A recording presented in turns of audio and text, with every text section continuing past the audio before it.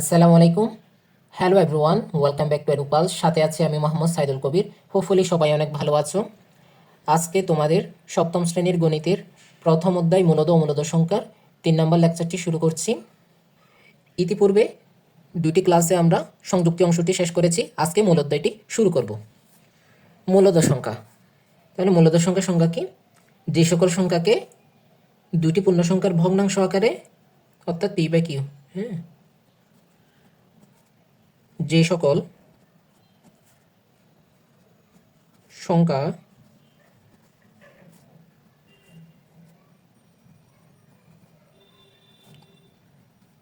দুটি পূর্ণ সংখ্যার ভগ্নাংশ আকারে, অর্থাৎ p/q আকারে প্রকাশ করা যায়। পূর্ণ সংখ্যার ভগ্নাংশ আকারে, অর্থাৎ p/q আকারে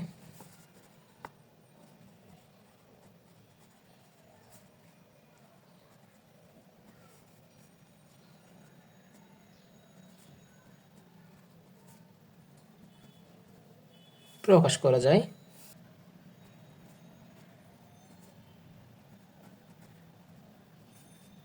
যেখানে p এবং q তোমার কি হবে? পূর্ণ সংখ্যা হবে। ঠিক আছে, অর্থাৎ ভগ্নাংশে হর এবং লব দুইটাই পূর্ণ সংখ্যা হবে। এবং q নট ইকুয়াল টু 0। কেন 0 কেন হইতে পারবে না? আমরা জানি কোনো ভগ্নাংশের হরে যদি শূন্য থাকে তাহলে ওই সংখ্যাটা অসংজ্ঞায়িত হয়ে যায়। এই জন্য ভগ্নাংশের হরে শূন্য থাকতে পারবে না। ওই সকল সংখ্যাকে আমরা কি বলতে পারি? ঠিক আছে, ওই সকল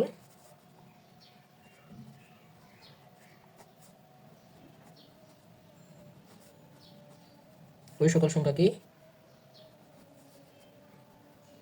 মূলদ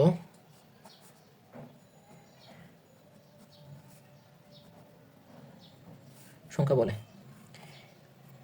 এখন যদি আমরা উদাহরণ নিই, যেমন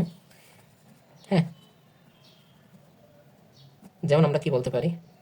দেখো 0, হ্যাঁ, একটা র্যান্ডম পূর্ণ সংখ্যা 7, এরপর নিলাম 0.75, হ্যাঁ, যাকে আমরা কি লিখতে পারি? 0.75কে 3/4। ওকে, এরপর আমরা একটা এখানে লিখতে পারি 0.33, হ্যাঁ, এরপর এই যে ডট ডট ডট, তার মানে চলতেই আছে এটা। হ্যাঁ, এটাকে আমরা লিখতে পারি 1/3। ঠিক আছে, এই যে আমরা কয়েকটি এক্সাম্পল লিখলাম। আমি যে লিখলাম এটার আসলে সত্যতা যাচাই করতে হবে না? দেখো 0, আমরা জানি কি, এটা সবসময় মনে রাখবা, কোন একটা সংখ্যা, যে কোনো সংখ্যা, ঠিক আছে, ওই সংখ্যার নিচে একটা 1 লুকায়িত অবস্থায় আছে। 0/1 যে কথা, 0 একই কথা। ঠিক আছে, 7 যে কথা, 7-এর নিচে /1, এটা হচ্ছে কি আছে? লুকায়িত অবস্থায়, হর একটা 1 থাকেই। ঠিক আছে, এখন 0.75, দেখো 0.75, এটা হচ্ছে একটা দশমিক সংখ্যা। ঠিক আছে, কিন্তু এটা কেমন? এই দশমিকটা কেমন? সসীম, সসীম, সসীম দশমিক। ঠিক আছে, হ্যাঁ। আর 0.75কে যদি আমরা ভগ্নাংশে প্রকাশ করি, আসে কত? 3/4।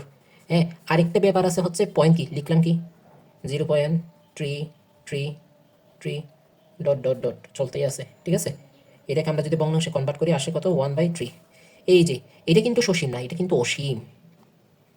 এটা হচ্ছে অসীম, তবে এটার একটা নাম আছে। এটা কি জানো? অসীম পুনরাবৃত্ত। আমি যদি লিখি অসীম পুনরাবৃত্ত দশমিক, কি বললাম? অসীম পুনরাবৃত্ত দশমিক। ঠিক আছে, এই টাইপের যেই ভগ্নাংশগুলো আছে, এরকম যদি আমি আরেকটা উদাহরণ দিই, 1/9, 1/9, 1/9। ঠিক আছে, আমি একটু ক্যালকুলেটরে চেক করি ভ্যালুটা কত আসে। 1/9 আসে 0.111 ডট ডট, এইভাবে আসে। দেখো, আমি যদি তোমাকে একটু ক্যালকুলেটর দেখাই, এই যে দেখছো? ওকে, তাহলে আমাদের কিন্তু এখানেও কি আছে? একই সংখ্যা বারবার কি হচ্ছে? রিপিট হচ্ছে। এর আগেরটাও কিন্তু একই সংখ্যা কি হয়েছে? বারবার রিপিট হচ্ছে, বারবার আসতেছে। ঠিক আছে, পুনরাবৃত্তি হচ্ছে। সুতরাং এগুলো হচ্ছে আমরা কি বলতে পারি, এই ধরনের ভগ্নাংশগুলোকে, এই দশমিক সংখ্যাকে আমরা বলতে পারি অসীম পুনরাবৃত্ত দশমিক সংখ্যা। ঠিক আছে, এইরকম যদি থাকে তারা হচ্ছে মূলত কি, মূলদ সংখ্যা। ঠিক আছে, এরা সকলেই মূলদ। মূলদ, এইটাও মূলদ, তারপর তোমার এইটাও মূলদ, নর্মাল এই যে স্বাভাবিক সংখ্যাগুলো তো মূলদ আছেই। ঠিক আছে, এই জিনিসটা মাথায় রাখবা। এখন দেখো, এখন আমরা পড়বো তোমার অমূলদ সংখ্যা 2। দেখা যাচ্ছে, দেখো অমূলদ সংখ্যা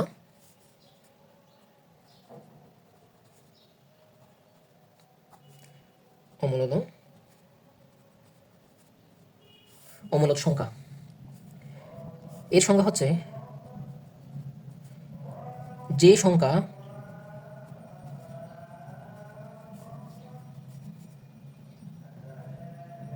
সসীম বা পুনরাবৃত্ত দশমিক নয়,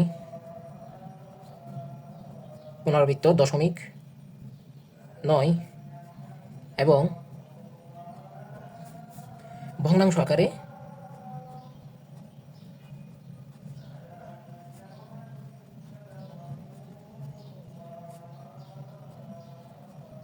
প্রকাশ করা যায় না।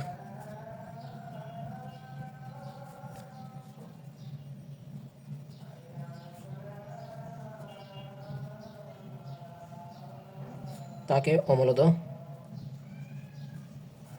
সংখ্যা সংখ্যা বলে। ঠিক আছে, এখন আমি যদি উদাহরণ খুঁজি, যেমন তুমি এখানে বলতে পারো, এই যে আমি নিলাম এখন √3 নিলাম, দেখো দেখা যাচ্ছে √3, আরেকটা নিলাম তোমার √5। ঠিক আছে, এখন তুমি আবার নিলা পাই, ওই যে পাই শিখছিলাম না আমরা, পাই আশা করি জানো, এপসিলন, এগুলো হচ্ছে গাণিতিক চিহ্ন। ঠিক আছে, আর এগুলো হচ্ছে কি তোমার রুটযুক্ত সংখ্যা। হ্যাঁ, যেগুলো পূর্ণবর্গ সংখ্যা নয়, এমন সংখ্যার উপর রুট থাকলে ওই সংখ্যাগুলো কি হয়ে যায়, অমূলদ সংখ্যা হয়ে যায়। আবার আরেকটা জিনিস এখানে বলে রাখি, যদি কোনো একটা সংখ্যা যদি পূর্ণবর্গ সংখ্যা হয়, যেমন 9, এর উপর যদি রুট থাকে, এটা কিন্তু কি হবে, অমূলদ হবে না। কেননা কেননা শুধুমাত্র পূর্ণবর্গ সংখ্যা নয়, এমন সংখ্যার রুট হচ্ছে কি অমূলদ সংখ্যা। যদি পূর্ণবর্গ হয় তখন √9, √9 সমান কত, 3। ঠিক আছে, যেটা একটা কি সংখ্যা, মূলদ। ওকে, আর এগুলো হচ্ছে কি অমূলদ, অমূলদ সংখ্যা। এই জায়গায় আমরা নতুন একটি বিষয় শিখে নিব, সেটি হচ্ছে অসীম অপ্রতিশর্ত, অসীম অপ্রতিশর্ত দশমিক।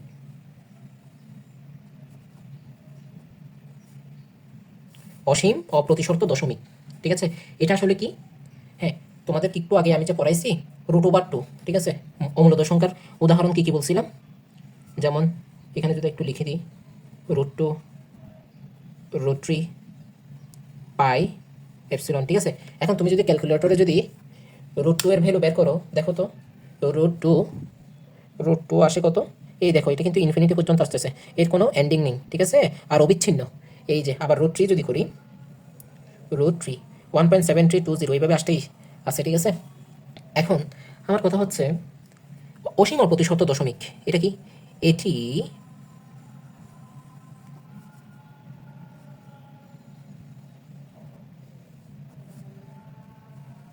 এমন দশমিক সংখ্যা যার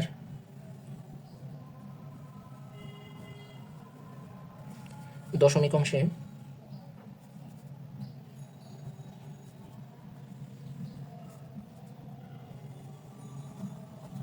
অসীম সংখ্যক অঙ্ক থাকে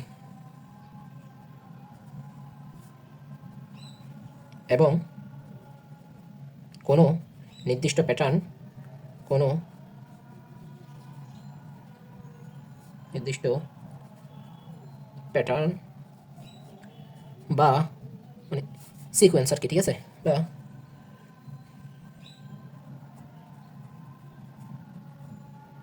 পুনরাবৃত্তি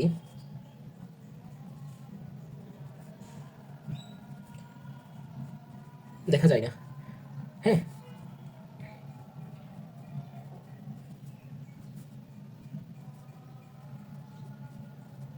এই ধরনের দশমিক সংখ্যার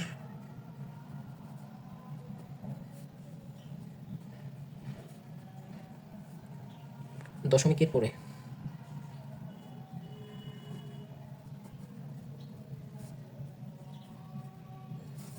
ক্রমাগত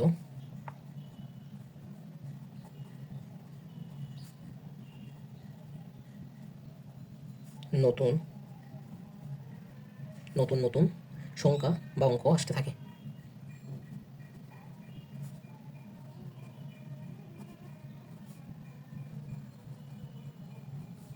তবে তারা কখনোই পুনরাবৃত্ত হয় না।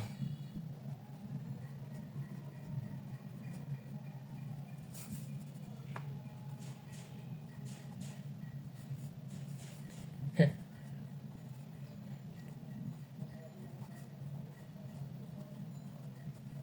এই সংখ্যা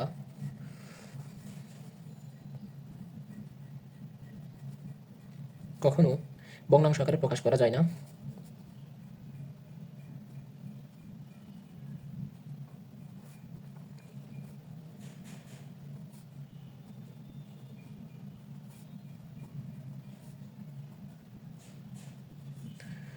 করা যায় না, তাই এটি মূলত সংখ্যা হিসেবে এটি অমূলক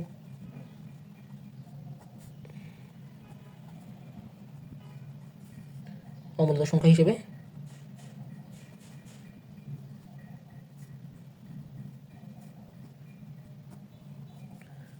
পরিচিত। ডিয়ার স্টুডেন্টস, দেখো অসীম অপ্রতিশত দশমিক, এটা মানে কি? এটি এমন একটি দশমিক সংখ্যা যার দশমিক অংশ অসীম সংখ্যক অঙ্ক থাকে এবং কোনো নির্দিষ্ট প্যাটার্ন বা পুনরাবৃত্তি দেখা যায় না। আচ্ছা, আমি একটু ক্যালকুলেটরটা সাথে রাখি, ঠিক আছে? এই যে দেখো, তোমরা ভিডিওতে দেখো। ওকে ডিয়ার স্টুডেন্টস, অসীম অপ্রতিশত দশমিক, এটি এমন একটি দশমিক সংখ্যা যার দশমিক অংশ অসীম সংখ্যক অঙ্ক থাকে। এই যে দেখো, আমি ক্যালকুলেটর একটি মান লিখছি, এটা হচ্ছে √3, ঠিক আছে? √3 ভ্যালু হচ্ছে 1.73, একেবারে লাস্ট পর্যন্ত ডিজিট আছে, ঠিক আছে? তার মানে অসীম পর্যন্ত এই মানটা তুমি বের করতে পারবা, কিন্তু শেষ হবে না এবং কোনো নির্দিষ্ট প্যাটার্ন বা পুনরাবৃত্তি দেখা যায় না। দেখো এখানে কিন্তু এই মানটার মধ্যে কোনো ধরনের পুনরাবৃত্তি বা প্যাটার্ন, হ্যাঁ, কমন কোনো প্যাটার্ন নেই। অর্থাৎ এই ধরনের দশমিক সংখ্যা দশমিকের পরে ক্রমাগত নতুন নতুন অঙ্ক আসতে থাকে, তবে তারা কখনোই পুনরাবৃত্ত হয় না।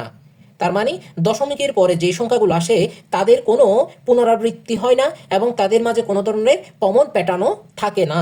এই সংখ্যা কখনো ভগ্নাংশ আকারে প্রকাশ করা যায় না। আমরা জানি ভগ্নাংশ আকারে ওই সকল দশমিক সংখ্যাকে প্রকাশ করা যায় যে সকল সংখ্যা হচ্ছে তোমার সসীম ভগ্নাংশ, সসীম দশমিক, ঠিক আছে? সসীম দশমিক যদি হয়, অথবা অথবা আমরা এই যে একটু আগে পড়েছিলাম তোমাদেরকে, সসীম দশমিক যদি হয়, আর যদি তোমাদের পুনরাবৃত্ত দশমিক, অসীম পুনরাবৃত্ত দশমিক যদি হয়, তাহলে এই দুই ক্ষেত্রে কেবলমাত্র মূলত সংখ্যা হবে। আর যদি দশমিক সংখ্যার কোনো শেষই না থাকে, ওইটাকে ভগ্নাংশ আকারে প্রকাশ করা যাবে না। ওকে, ভগ্নাংশ আকারে তাহলে কি বললাম? ভগ্নাংশ আকারে কেবল ওই সকল সংখ্যাকে প্রকাশ করা যাবে যাদের কি আছে তোমার, ভগ্নাংশ আকারে ওই সকল সংখ্যাকে প্রকাশ করা যাবে যে সকল সংখ্যা, যেমন ধরো পয়েন্ট, কি বলছিলাম, 1 1 1, এই যে ডট ডট ডট, ঠিক আছে? এই সংখ্যাগুলো কি হচ্ছে? এটা হচ্ছে তোমার একটা অসীম পুনরাবৃত্ত দশমিক সংখ্যা, ঠিক আছে? আবার আমি যদি আরেকটি সংখ্যা নিই, 0.25, এটা কি? সসীম দশমিক সংখ্যা। এগুলোকে আমি চাইলে ভগ্নাংশে কনভার্ট করতে পারবো। যেমন এটাকে যদি আমি ভগ্নাংশে কনভার্ট করি তাহলে আসে কি জানো? 1/9, ঠিক আছে? আর 0.25 এটাকে যদি আমি ভগ্নাংশে কনভার্ট করি তাহলে 1/4। ওকে, এটা হচ্ছে আমাদের ভ্যালু। ওকে, তাহলে এখন আমাদের আরেকটা জিনিস এখন জানতে হবে, নেক্সট টপিক। এর আগে এই যে আমরা এতক্ষণ যে পড়লাম অসীম অপ্রতিশর্ত দশমিক, তাহলে এতক্ষণ যে পড়লাম অসীম অপ্রতিশর্ত দশমিক, এর একটা বিপরীত আছে না? হ্যাঁ, এর বিপরীতটা কি? হ্যাঁ, এটা যদি অমূলদ হয় তার বিপরীতটা কি হবে? এর বিপরীত হিসাবে আমরা বলতে পারি এর উল্টা আর কি, ঠিক আছে? অসীম পুনরাবৃত্ত দশমিক। এই যে দীর্ঘ ব্যাখ্যা দিছি এটার ব্যাপারে, অসীম পুনরাবৃত্ত দশমিক, অসীম পুনরাবৃত্ত দশমিক। হ্যাঁ, উদাহরণ কি? যেমন অসীম পুনরাবৃত্ত দশমিকের উদাহরণ হবে 0.111 ডট ডট ডট, ঠিক আছে? এরপর 0.333 ডট ডট ডট, ঠিক আছে? এই সংখ্যাগুলো হচ্ছে তোমার কি কি বলছিলাম? মূলদ সংখ্যা। ওকে ওকে, তাহলে এতটুকুই আমাদের ইনাফ, অনেক কিছু ইনাফ। এখন আমাদের নেক্সট টপিক হচ্ছে আমাদের বর্গ ও বর্গমূল, ঠিক আছে?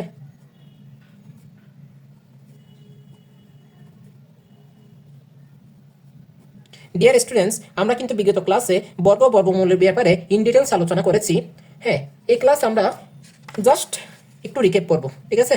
আমরা বলছিলাম কোন একটি সংখ্যাকে আমরা যদি কোন একটি সংখ্যাকে ওই সংখ্যা দ্বারা গুণ করি তাহলে প্রাপ্ত গুণফল হবে সংখ্যাটির বর্গ, ঠিক আছে? আর প্রাপ্ত গুণফল ওই সংখ্যাটির কি হবে? বর্গ হবে, এবং ওই সংখ্যাটি গুণফলের বর্গমূল হবে। আচ্ছা, আমি এটা যদি একটা উদাহরণ নিয়ে যদি তোমাদেরকে একটু দেখাই। হ্যাঁ, উদাহরণ যেমন আমি লিখলাম একটা সংখ্যা হচ্ছে 4। 4কে আমি এভাবে লিখতে পারি না? 2 × 2, তার মানে কি 2 স্কোয়ার, ঠিক আছে? হ্যাঁ, শেষ আমরা আবার কি পাই? এন্ড অফ দ্য 4 পাই, ঠিক আছে? তাহলে এখানে দেখো তো, এখানে আমরা কি বলতে পারি? আর একটু যদি রিভার্স ভাবে যদি লিখি, এই যে আমি নিলাম 2 এর বর্গ কি পাইছি আমি? কারণ কোন একটা সংখ্যা তার 2কে 2 দ্বারা গুণ করছি, একই সংখ্যা দ্বারা গুণ করে আমি যে গুণফলটা পাইছি ওইটা হবে ওর কি? বর্গ। 2 এর বর্গ এখানে কি? 4, এবং এবং 4 এর বর্গমূল, 4 এর বর্গমূল কি হবে? 2, ঠিক আছে? ঠিক সেম ভাবে যদি আমি বলি 9কে আমরা যদি লিখি, দেখো তো 9কে কীভাবে লেখা যায়? 3 × 3, ঠিক আছে? এভাবে লিখতে পারি। তাহলে 3 কয়বার আছে গুণ অবস্থায়? 2 বার, তাহলে পাওয়ার হবে 2। হ্যাঁ, তাহলে এখানে কি? এখানে তোমার 3 এর বর্গ কি হবে? 3 এর বর্গ হবে তোমার 3 এর বর্গ হবে 9, এবং 9 এর বর্গমূল, 9 এর বর্গমূল হবে 3। তাহলে আমি সংখ্যাটা যদি আরেকবার রিক্যাপ করে দিই, কোনো সংখ্যাকে সেই সংখ্যা দ্বারা গুণ করলে যে গুণফল পাওয়া যায় তা ওই সংখ্যার বর্গ, এবং সংখ্যাটি ওই গুণফলের বর্গমূল। এটা কিন্তু পূর্বের ক্লাসে পড়াইছি, যার কারণে ইন ডিটেইলস আর আলোচনা করলাম না, ঠিক আছে? একটু রিক্যাপ করে দিলাম। ওকে ডিয়ার স্টুডেন্টস, আমাদের নেক্সট টপিকটা হচ্ছে পূর্ণবর্গ সংখ্যা। পূর্ণবর্গ সংখ্যা, তার জন্য আমরা একটা পেজ নিই। ডিয়ার স্টুডেন্টস, পূর্ণবর্গ সংখ্যা ব্যাপারে আমরা জানবো এখন। পূর্ণবর্গ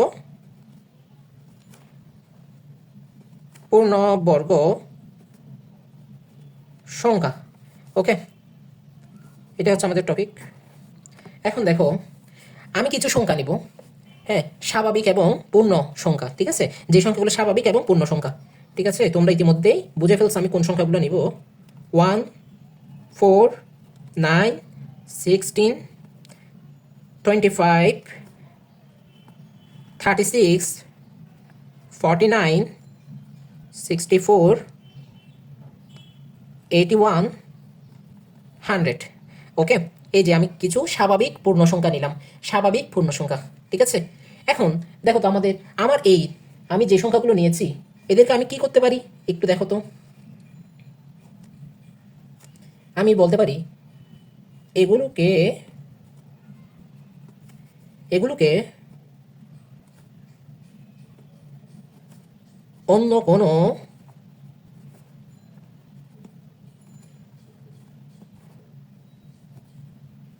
পূর্ণ সংখ্যার বর্গ হিসেবে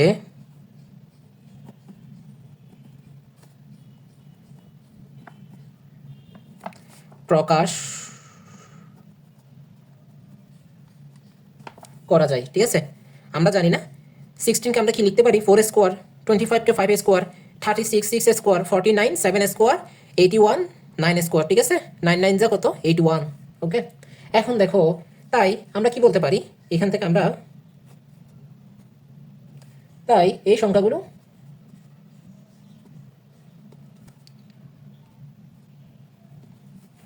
এই তাই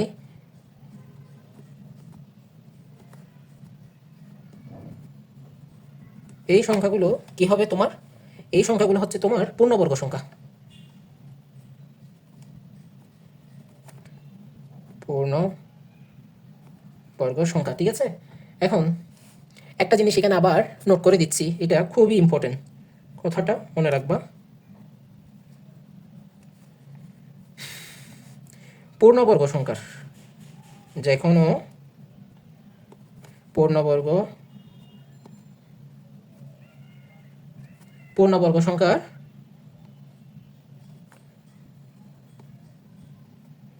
সংখ্যার বর্গমূল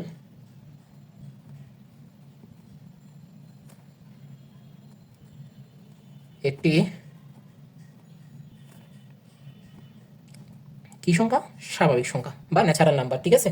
কারণ দেখো তো, এদের প্রত্যেকটা সংখ্যা আমি যেগুলি লিখছি তাদের সবগুলোর বর্গমূল কিন্তু পূর্ণ সংখ্যা এবং স্বাভাবিক সংখ্যা, ঠিক আছে?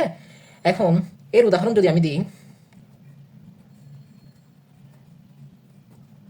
যেমন আমি 21 নিলাম নাম্বার, 21 একটু বড় সংখ্যা নিলাম, 21 বর্গ কি হবে, 21 স্কোয়ার, বা আমি যদি এটাকে যদি এই ক্যালকুলেট করি তাহলে আসে 441, 441, ঠিক আছে? একটি কি, একটি পূর্ণ বর্গ সংখ্যা এবং 441 এর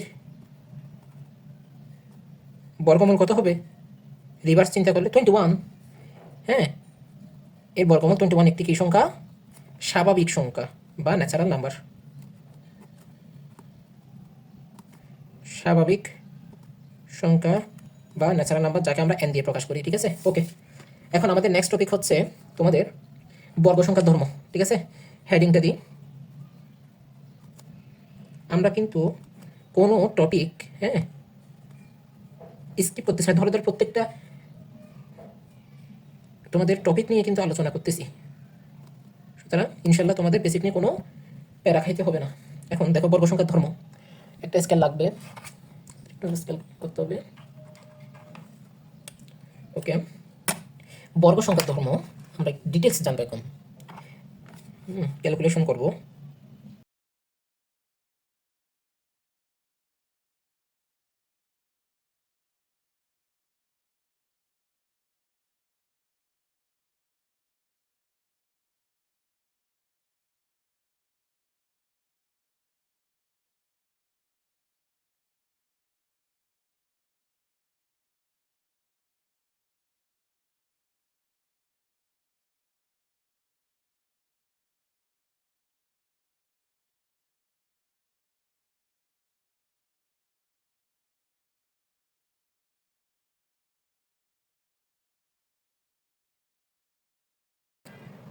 ওকে ডিয়ার স্টুডেন্টস, আমরা একটি সারণী নিলাম, হ্যাঁ, একটিতে নিলাম সংখ্যা আর একদিকে নিলাম বর্গ সংখ্যা, আমরা 1 থেকে 24 পর্যন্ত নিলাম, তাদের বর্গ সংখ্যা এখন আমরা ক্যালকুলেশন করে বের করব।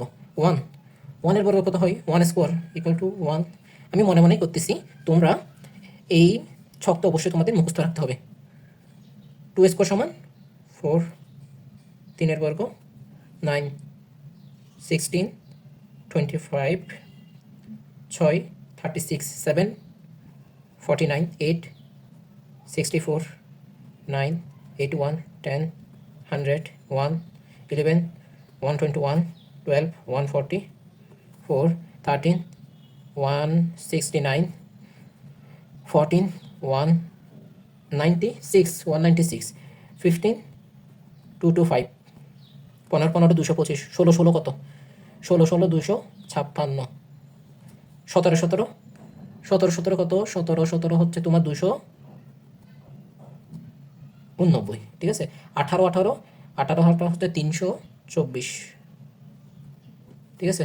19 19 গুণ 19 কত হয়, 19 ইন্টু 19 হচ্ছে 300, আমি যদি ভুল না করে থাকি 361, ঠিক আছে। 20 20 হচ্ছে তোমার, এটা তো সহজই একদম 400, 21 21 কত হয় 441, তোমরা একটু হ্যাঁ আমার সাথে মিলিয়ে নিবা। 22 ক্যালকুলেটরে, 22 ইন্টু 22, 22 ইন্টু 22 হচ্ছে 484, 22 ইন্টু 22 484, 23 ইন্টু 23 কত হবে বলো তো, 23 ইন্টু 23 হচ্ছে তোমার 529, হ্যাঁ 23, এটা কিন্তু খুবই অনেকবার অনেক তোমাদের অনেকগুলো ম্যাথে কিন্তু এটা আছে, 529 থাকবে, ওইটাকে বর্গমূল করে ক্যালকুলেশন করে বের করতে হবে।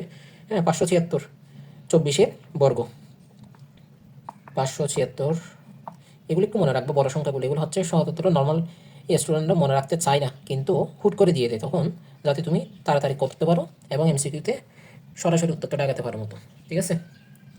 এখন দেখো, এখন এই জায়গায় একটা জিনিস, আমরা তো 1 থেকে 24 পর্যন্ত সংখ্যাগুলোর বর্গ সংখ্যা বের করছি, একটু তুমি চিন্তা করো তো, হ্যাঁ নোটিস করো, দেখো বর্গ সংখ্যাগুলোর একক স্থানীয় অঙ্ক দেখো, এখানে আছে 1 4 9 6 5 6, এখানে কিন্তু কোথাও 2 3 7 8 নাই, এই যে দেখো এখানে বর্গ সংখ্যা 9 4 1 0 1 4, ঠিক আছে। এখানেও কিন্তু কি নাই, 2 3 7 8 নাই, এখানে দেখো তো 9 আছে 6 আছে এককের ঘরে, 5 6 9 4 এখানেও নাই, এখানে দেখো 1 0 1 4 9 6 এখানেও কি নাই, তাহলে আমরা ওই যে একটা সিদ্ধান্ত, ওই সিদ্ধান্তটা আমরা আবার বলতে পারি না, এককের ঘরে কি নাই, বর্গ সংখ্যার এককের ঘরে কি নাই, 2 3 7 8 নেই, ঠিক আছে। এটা হচ্ছে মনে রাখবা, হ্যাঁ এটা কখনোই থাকবে না। নোট, এই যে সকল বর্গ সংখ্যার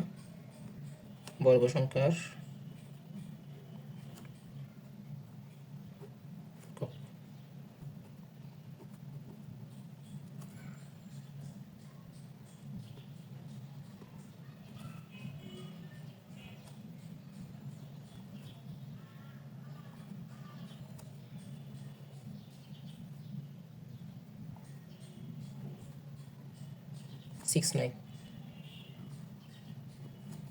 এবং 2 3 7 8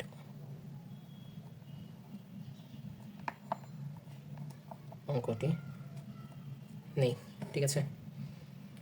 বর্গ সংখ্যার একক স্থানীয় অঙ্কে 0 1 4 5 6 9, ঠিক আছে, এবং আছে 2 3 7 8 অঙ্কটি নেই, দেখো সবগুলোতে মিলিয়ে নাও। এখন আমরা আরেকটি ছক আঁকবো, রিভার্স, ঠিক আছে।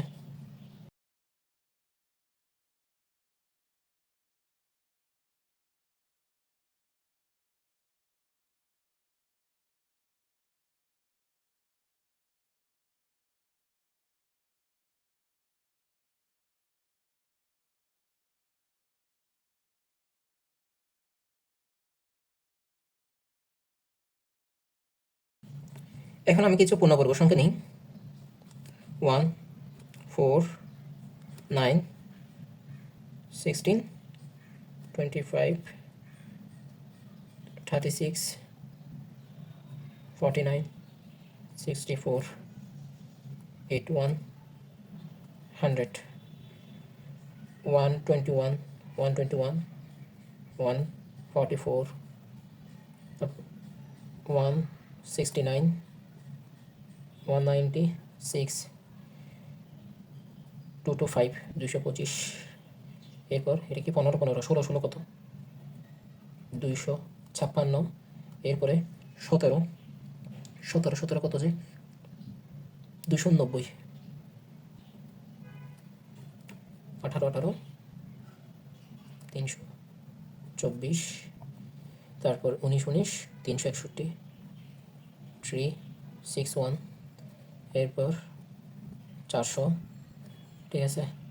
এখানে হচ্ছে 441, এখানে হবে 484, এটা হচ্ছে 22, 23 হচ্ছে 529, হ্যাঁ 24 হচ্ছে তোমার 576, আমি যেইগুলো লিখলাম এখানে 24টা সংখ্যা লিখছি, প্রতিটাই হচ্ছে তোমার পূর্ণবর্গ সংখ্যা। এদের বর্গমূল যদি আমি বের করি, √1 1, √4 2, √9 3, √16 = 4, √25 = 5, 5 5 25, √36 6, 6 6 36, √49 তাহলে হয় কত 7, 7 7 গুণন 50, এই জন্য 8, √64 এখানে হবে 9, 100 এর বর্গমূল হচ্ছে 10, 121 এর হচ্ছে 11, হ্যাঁ 144 এটার হচ্ছে বর্গমূল কত, 144 এর বর্গমূল হচ্ছে তোমার 12।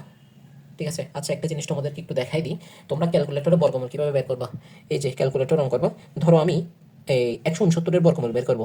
এই যে ক্যালকুলেটরের মধ্যে একটা এই যে এরকম একটা চিহ্ন আছে, রুট চিহ্ন আছে, এই যে দেখো এই এটা চাপ দিবা। এরপর যে সংখ্যার এই তুমি রুট বা বর্গমূল বের করবা ওই সংখ্যাটা লিখবা, 169 লিখলাম, ইকুয়াল দিলাম, কত আসে 13। ঠিক আছে, এইভাবে তোমরা হ্যাঁ এমসিকিউর জন্য বের করতে পারো। 169 আসে কত 13, এরপর 196 আসে কত 14, তো 225 আসে কত 15, ঠিক আছে, 256 আসে কত 16, 289 এটা আসে কত 17, 324 এটার বর্গমূল হচ্ছে 18, 18 হচ্ছে 324, 361 হচ্ছে তোমার 19-এর বর্গমূল, 19, 19-এর বর্গ হচ্ছে 361, 400 হচ্ছে 20, কারণ 20 × 20 হচ্ছে 400, 441 হচ্ছে তোমার 21, 21-এর বর্গ। এখন 484 এটা হচ্ছে 22, 529-কে বর্গমূল করলে আসে 23, 576-কে করলে হয় 24। ওকে, আমাদের সারণী শেষ। আমরা দুইভাবেই করলাম, সংখ্যা লিখছি, এরপরে সংখ্যা থেকে ক্যালকুলেশন করে বর্গ সংখ্যা বের করছি, এরপরে রিভার্স আবার বর্গ সংখ্যা প্রথমে লিখছি, তার থেকে আবার রুট করে কি করছি সংখ্যাগুলো বের করছি। ওকে, এখন তোমাদের সব কনফিউশন আশা করি ক্লিয়ার হয়ে গেছে। এখন তোমাদের একটাই কাজ থাকবে, তোমরা আমি যতটুকু লিখছি অতটুকু অন্তত বারবার প্র্যাকটিস করবা, মনে রাখার ট্রাই করবা। হ্যাঁ, বারবার যখন প্র্যাকটিস করবা আশা করি তোমাদের এটা মাথার মধ্যে সেট হয়ে যাবে। ঠিক আছে, এখন নেক্সট টপিক হচ্ছে আমাদের আলোচনার বর্গমূলের চিহ্ন। এই যে বর্গমূলের চিহ্ন একটু আগে ক্যালকুলেটরে দেখাইলাম, বর্গমূলের চিহ্ন। ঠিক আছে, তো দেখো আমরা কি করি, বর্গমূল প্রকাশের জন্য এই যে এই চিহ্নটা রুট, এটাকে বলে রুট। ঠিক আছে, রুট চিহ্ন ব্যবহৃত হয়। হ্যাঁ, যেমন একটু যদি দেখাই দিই, ধরো আমি 16-এর বর্গমূল বের করব, 16 16-এর বর্গমূল, তাহলে আমি এই যে 16 দিলাম, এরপর এই যে রুট চিহ্নটা দিব। ঠিক আছে, √16, এটাকে বলে উচ্চারণ করার সময় রুট ওভার এরপরে নাম্বারটা 16, তাহলে আমরা পাই কত 16-এর বর্গমূল হচ্ছে 4। এখন যদি আমি আরেকটা নিই 25 নিই, আচ্ছা আরেকটু বড় থেকে নিই 160, 144 এর বর্গমূল। ঠিক আছে, বর্গমূল কত হবে, তাহলে এখানে বর্গমূল এটা কথা, এটাকে যখন আমি সংকেতের মাধ্যমে লিখবো তখন কি বলছি একটা চিহ্ন আসে, ওই চিহ্নটা হচ্ছে এই সংখ্যার উপরে এই যে √, এই দিলাম। হ্যাঁ, চিহ্নটা বারবার কয়েকবার প্র্যাকটিস করবে তাহলে চলে আসবে তোমার লিখতে 12। ঠিক আছে, এই হচ্ছে আমাদের। আচ্ছা আরেকটা জিনিস এখানে একটু সাথে লিখে দিই, কেন, কারণ আমি যে এই যে রুট চিহ্ন দিছি এরপর বর্গমূল করে এখানে আনসার বের করে ফেলছি কেমনে, কারণ আমরা কি জানি 4² = কত, = 16, এখানে লিখে দিই কারণ, কারণ এখানে এই যে 12² = কত 144। ঠিক আছে, 12² = 144, এটা মাথায় রাখবা। ওকে ওকে ডিয়ার স্টুডেন্টস, আজকের ক্লাসটি আমরা এখানে শেষ করছি। ভিডিওটি ভালো লাগলে লাইক এবং সাবস্ক্রাইব করে তোমার ফ্রেন্ড সার্কেলের মাঝে শেয়ার করে দিও যাতে তারা উপকৃত হয়। See you in the next class. আল্লাহ হাফেজ, আসসালামু আলাইকুম।